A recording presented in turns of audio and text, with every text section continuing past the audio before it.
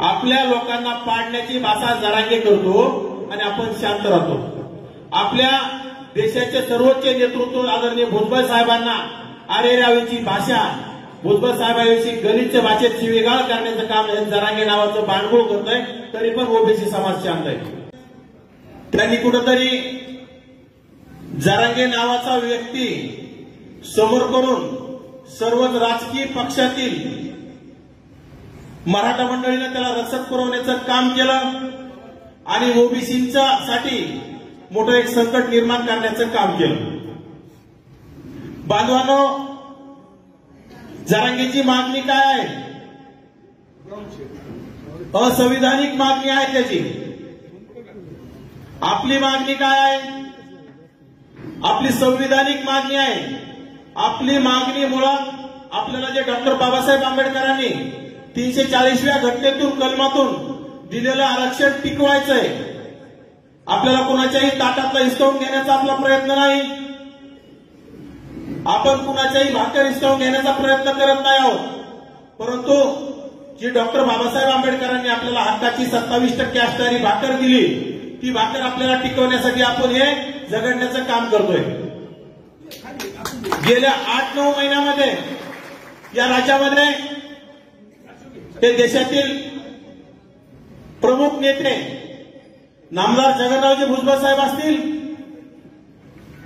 त्याच्यासह विजयजी वडेट्टीवार असतील, नामदार पंकजाताई असतील, धनंजयजी मुंडे साहेब असतील, असे अनेक ओबीसीचे नेते आपल्यासाठी सभागृहात असतील आणि व्यासपीठावर जगण्याचं काम करतात।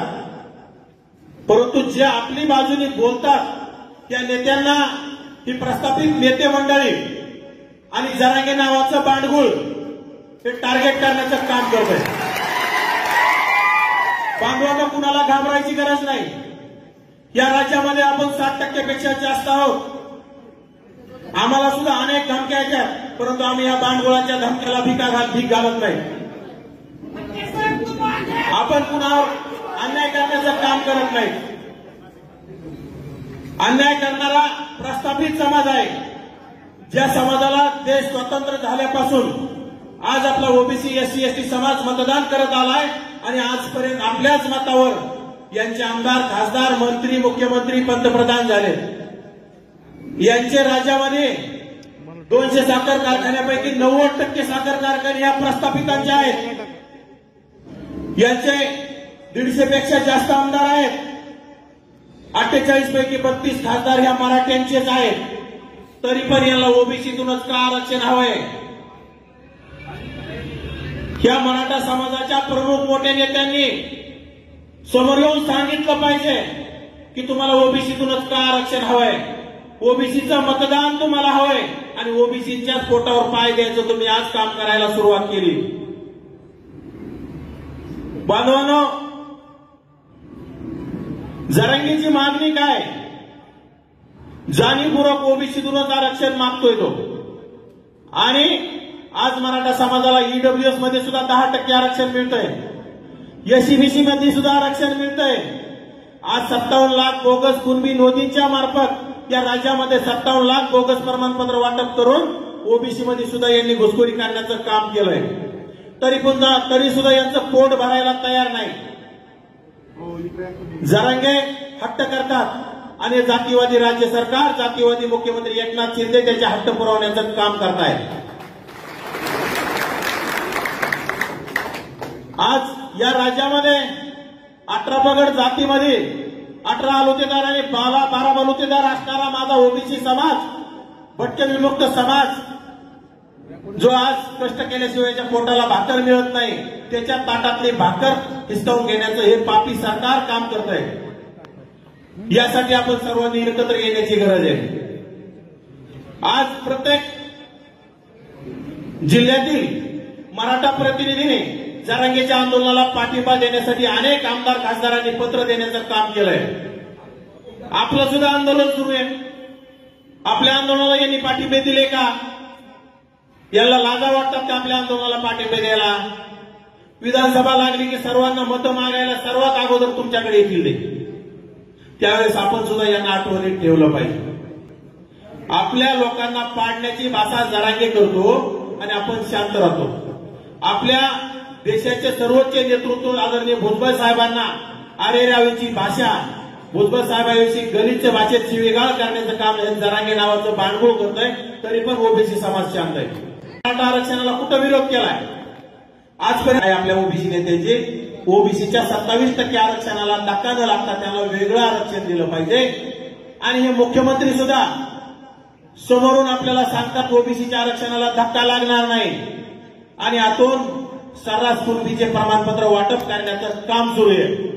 आज राज्यामध्ये 57 लाख प्रमाणपत्र वाटप झाले. ओबीसीचं आरक्षण 80% धोक्यात गेलंय. स्वतः जरांगे नावाचा माणूस आपल्याला सांगतोय 80% आम्ही ओबीसीत घुसलो, आता राहिलं 20%. ते सुद्धा आम्ही लवकरच 20% आम्ही घुसणार आहोत आणि संपूर्ण आम्ही ओबीसी होणार आहोत. राहिला विषय सगळ्या सोयऱ्यांचा अध्यादेश लागू करा म्हणतोय. याला संविधान कळत नाही, याला मंडल आयोग कळत नाही, याला राजकारण सुद्धा कळत नाही आणि समाजकारण सुद्धा कळत नाही. कुठंतरी या मराठा समाजाच्या प्रस्थापितांनी याला पूर्ण रसद करून काय बोलायचं आणि ओबीसीच्या विरोधात बोलण्यासाठी उभं केलेलं हे बांडगुळ आहे. आणि आज राज्य सरकार मागेल ते त्याला देण्याचं काम करतंय.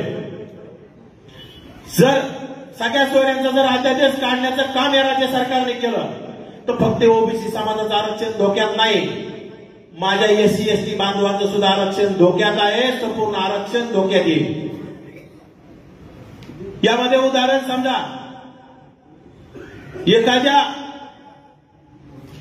ब्राह्मण समाजाच्या उच्चवर्णीय समाजाच्या व्यक्तीनं एससी एसटी समाजातील मुलगी पत्नी म्हणून स्वीकारली तर त्या पूर्ण उच्चवर्णीय समाजाला सुद्धा एससी एसटीचं आरक्षण द्यावं लागेल.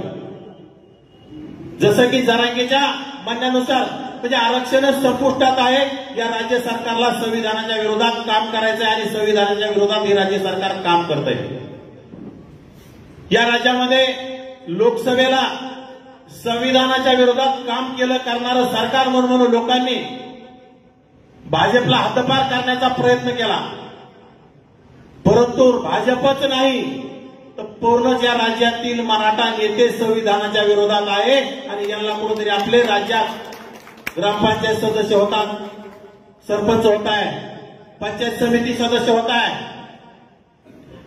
जिल्हा परिषद सदस्य होत आहे, पंचायत समितीचा सदस्य होत आहे, जिल्हा परिषद सभापती, जिल्हा परिषद अध्यक्ष, नगरसेवक, नगराध्यक्ष, महापौर होते. हे यांना जमत नाही. आज 27% आरक्षणात पूर्वीच बरेचसे आपल्यामध्ये घुसखोरी झालेली आहे आणि आता तर आपल्याला ग्रामपंचायत सदस्य सुद्धा होऊ नये असं यांनी तयारी करण्याचं काम केलंय. त्यासाठी बांधवांनो, गेल्या 8-9 महिन्यापासून या राज्यामध्ये अनेक मेळावे झाले. आदरणीय भुजबळ साहेबांच्या नेतृत्वात सर्वच ओबीसी नेत्यांनी मेळावे घेऊन सरकारला जाब विचारण्याचं काम केलं. पण तरी पण सुद्धा त्या जातीवादी राज्य सरकारला या आपल्या ओबीसीच्या नेत्याच्या मागणीकडे दुर्लक्ष करण्याचं काम केलं.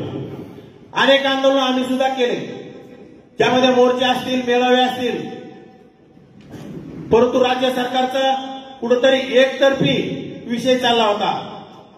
आणि नंतर आम्हाला कुठंतरी वाटलं की जरांगे उपोषण करताय काय आणि दुसऱ्या तिसऱ्या दिवशी जे राज्य सरकार त्याच्या पुढे रेड कार्पेट टाकून लोटांगण घेण्याचं काम करतंय काय.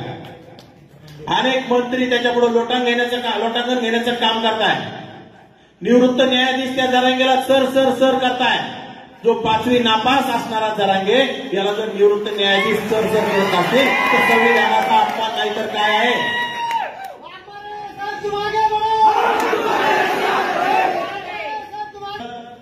आमच्या लक्षात आलं जशाच तसं उत्तर आपल्याला द्यावं लागलं. नंतर आपले प्राध्यापक ओबीसी नेते लक्ष्मणराव हाके यांचा आम्हाला फोन आला आणि ते म्हटले आपल्याला आता आरक्षण वाचवायचंय आणि आपल्याला आरक्षण वाचवण्यासाठी एकच मुद्दा आपल्याला जरांगे सारखं आपल्याला उपोषण करावं लागेल. त्यासाठी आपल्याला ओढीगोद्री किंवा अंतरवाली सराटीत उपोषण करायचंय आणि त्यासाठी तुमच्या अंबड तालुक्याची साथ हवी, घनसावंगी तालुक्याची साथ हवी, जालना जिल्ह्याची आम्हाला साथ हवी. आदरणीय हाके सरांना एका शब्दात मी सांगितलं, सर साथ नाही, मी तुमच्यासोबत उपोषणाला बसतोय आणि आम्ही सुद्धा अनेक मोर्चे काढले, आंदोलन केले, पण आमच्याकडे सुद्धा राज्य सरकार लक्ष देत नाही. त्यामुळे आम्ही तुमच्या मागणीला सहमत आहोत आणि मी सुद्धा तुमच्यासोबत उपोषणाला बसतोय.